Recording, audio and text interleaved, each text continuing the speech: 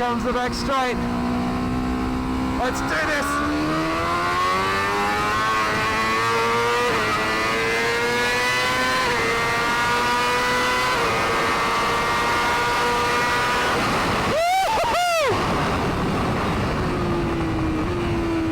Oh man, what in the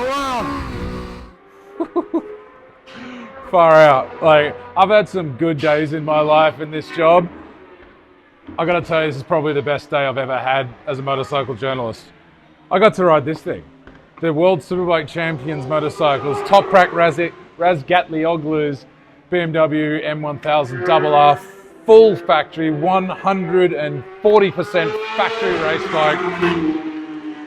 Quite an incredible experience. Not only that, we also got to ride the World Endurance M1000 RR, which was very, very different, I've got to say. We'll get into that soon.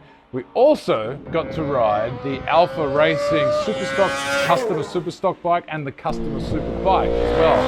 And we got to ride the base models M1000 RR, M1000R naked bike, and the M1000 XR.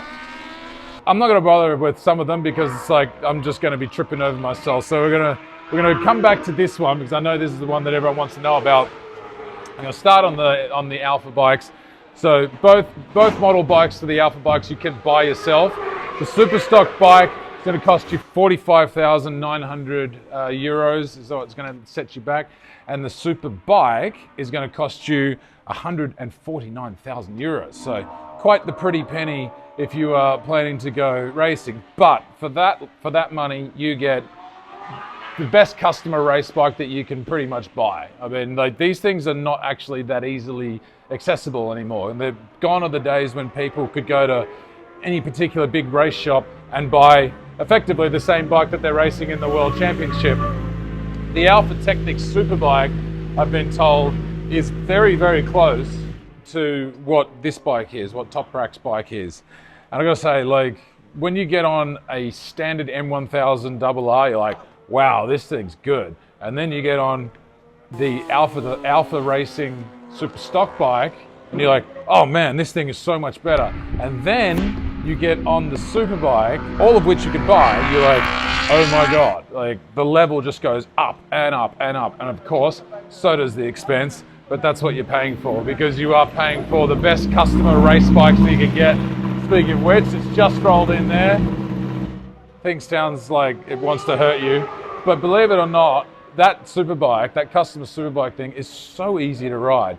The way the electronics are mapped, the way the suspension works, the extra big swing arm that's got on the back of it, it is just an incredibly easy bike to ride. It sounds crazy because it's got over 240 horsepower, but man, it just works. Anyway, I know that's just a brief touch on that. We're going to look at the M1000 RR World Endurance bike. That was the biggest surprise to me over the course of the day. Big differences between that and Toprak's bike. For starters, you're running Bridgestone tires. Toprak's bike runs Pirellis, also has different brakes, different suspension, different subframe, has a very pronounced, like on its nose stance. The seat is much higher as well.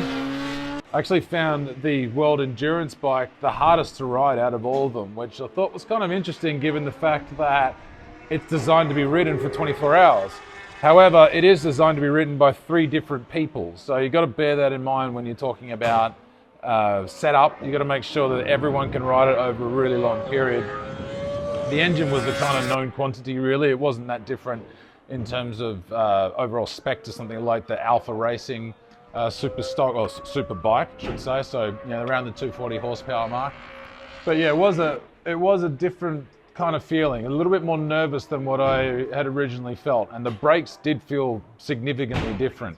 This bike had come from the Le Mans 24 hour, basically straight from the Le Mans 24 hour, so I've got to say the brakes are probably a little bit warped when you first got on the brakes. The Moto Master brakes and Nissan calipers versus the Brembo setup on Toprak's bike. Still a very interesting machine to ride, especially when I could compare it to this thing. Okay, now we're onto the good stuff.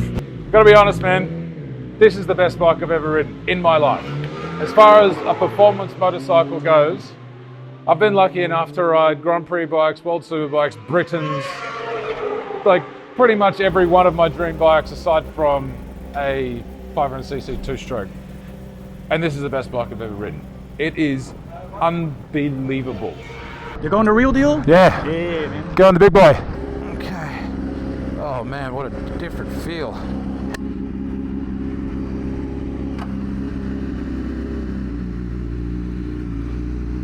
I am officially riding Toprak Razgatlioglu superbike. What the heck?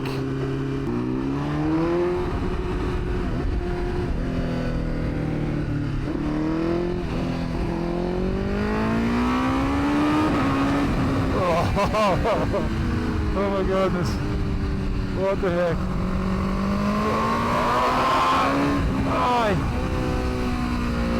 Oh, this thing is vicious already. And it's got such a strange sitting position. It's really low at the back. Pegs are really up high.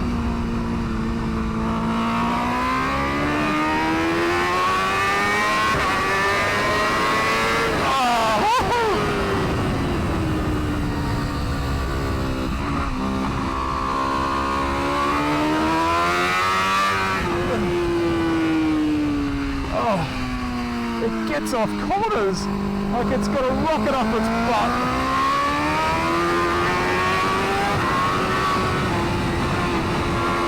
And it turns like nothing else. Alright, here comes the back straight. Let's do this.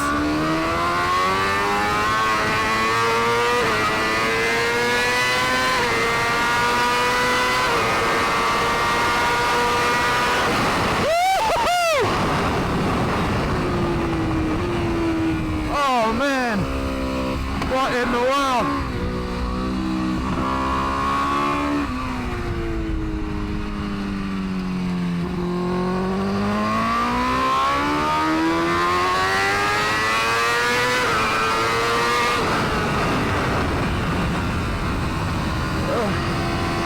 Let's go for it.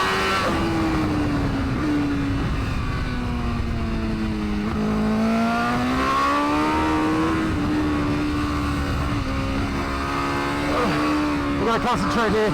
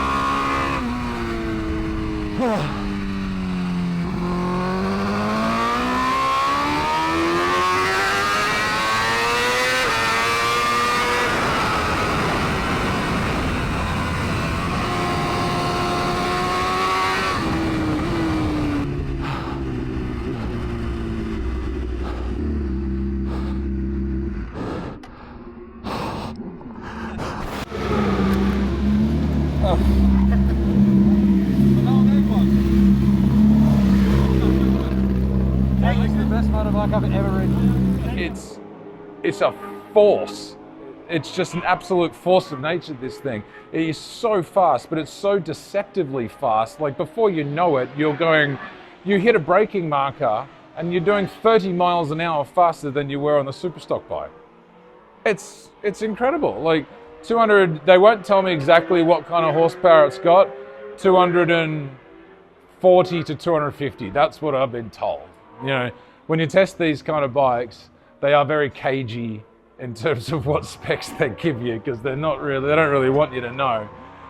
But you know, we only got 3 laps on it. One out lap, 1 flying lap, 1 in lap. That was what we got. Still more than enough to give you a good impression of just what the bike can do. On that note, the biggest standout probably for me, aside from the braking capacity, the incredible engine, is just how effective the electronics are in every stage of riding, especially the engine brake. Like the engine brake strategy that they have with this bike is just remarkable. You can back down through the gears at quite high revs.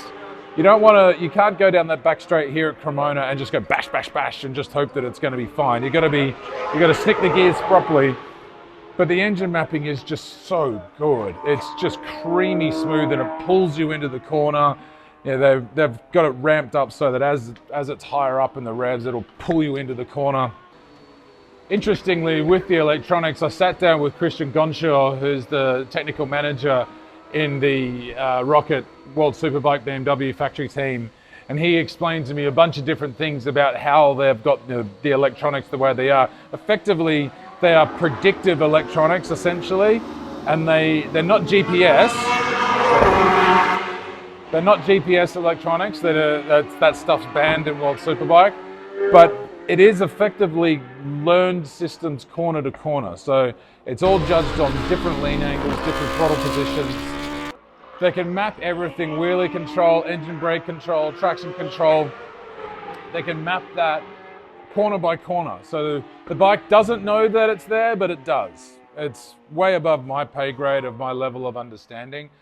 But the end result is that you have these unique parameters that you can then really fine tune to how the bike rides. And then it becomes a much more predictable behavior for someone like Toprak Razgatlioglu to get on there and do just the incredible things that the guy does on a motorcycle. And the guy is the Marc Marquez level of magician, a stunt rider, grew up as a stunt rider doing wheelies and stoppies, and now no one in the world does them better on a racing motorcycle than Turkey's Toprak Razgatlioglu. What a man.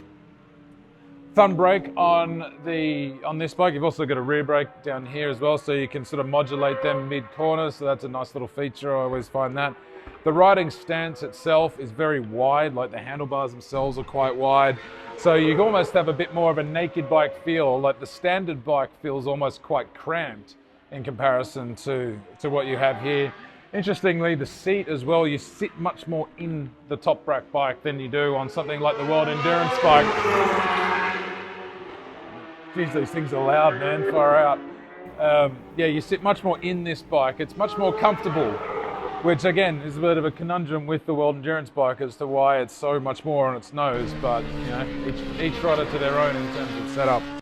However, I gotta go back and just tell you, and I genuinely believe this. This is the best motorcycle I've ever ridden in my life.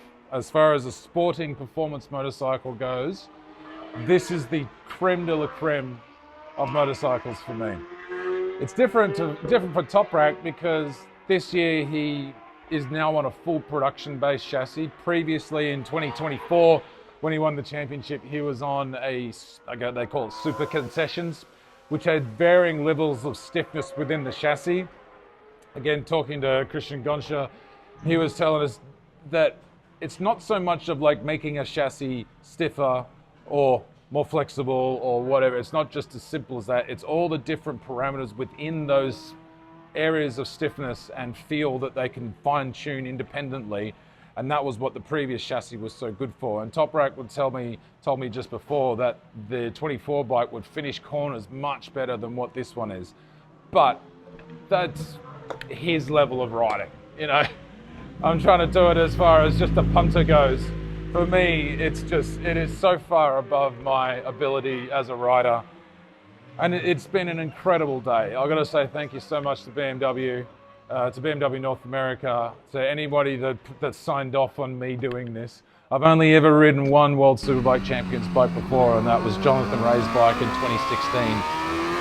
Not only that, we've ridden the World Endurance Superbike, we've ridden the 2 customer race bikes, we've ridden all the production bikes.